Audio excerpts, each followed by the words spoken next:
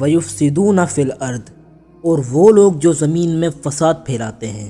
فساد تو خود ہی ہو جائے گا نا، جب آپ کسی سے حق تلفی کریں گے، کسی کے ساتھ زیادتی کریں گے تو زمین میں فساد فی الارض تو ہوگا نا۔ معاشرہ دو چیزوں پر چلتا ہے، احترام جان پہ اور احترام مال پہ۔ جس معاشرے میں جان کی حفاظت نہ ہو اور مال کی حفاظت نہ ہو، وہ معاشرہ اسٹیبل نہیں ہو سکتا، چاہے وہ جتنا بڑا مذہبی معاشرہ ہو۔ اولئک ھم الخاسرون، ایسے لوگ پھر خسارے میں ہیں۔ کیف تکفرون باللہ، تم کیوں کر اللہ کا انکار کر سکتے ہو؟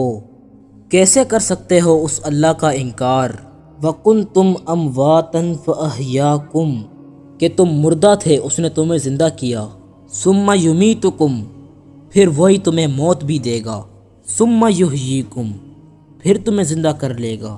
ثم الیہ ترجعون، اور پھر لوٹ کر تمہیں اسی کے پاس جانا ہے۔ اس آیت کے اندر دو زندگیاں اور دو موتوں کا ذکر ہے، جس سے ہر ذی روح کو گزرنا پڑے گا۔ فالحکم للہ العلی الکبیر، اور حکم تو اس اللہ کا ہے جو بلند و بالا ہے اور بڑائی والا ہے۔ یعنی اب اس کے بعد کوئی اسٹیج نہیں آنی، یہی 4 اسٹیجز ہیں۔ اللہ تعالیٰ نے جب روحوں کو پیدا فرمایا، جسم تو بعد میں دیے گئے نا ان کو، اس کے بعد انہیں ایک نیند سلا دیا۔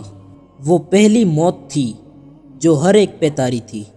پھر اللہ تعالیٰ نے اس دنیا کی زندگی میں ماں باپ کے ذریعے پیدا کیا، اور پھر دنیا کی زندگی گزار کے کسی کو جوانی میں موت، کسی کو بڑھاپے میں موت، اور اس کے لیے موڈ کوئی بھی ہو سکتا ہے۔ کوئی ایئر کریش میں مرے گا، کوئی ہارٹ کے فیلئر سے مرے گا، کوئی گردوں کے فیلئر سے مرے گا، کوئی کسی شیر کے منہ میں چلا جائے گا، کوئی روڈ ایکسیڈنٹ میں مر جائے گا۔ ایگزٹ ہر بندے کا اس دنیا سے، اور وہ دوسری موت ہوگی اس کے لیے۔ اور پھر دوسری زندگی ہے قیامت والے دن، جس کے بعد موت نہیں آنی۔ اور پھر اللہ تعالیٰ کی طرف سے کہا جائے گا کہ اب جو جنت میں ہیں خوشخبری ہے، اب ان کے لیے موت نہیں آنی، اور جو دوزخی ہیں ان کے لیے اب ہمیشہ کی ناکامیاں ہیں کہ اب ان پہ بھی موت نہیں آنی۔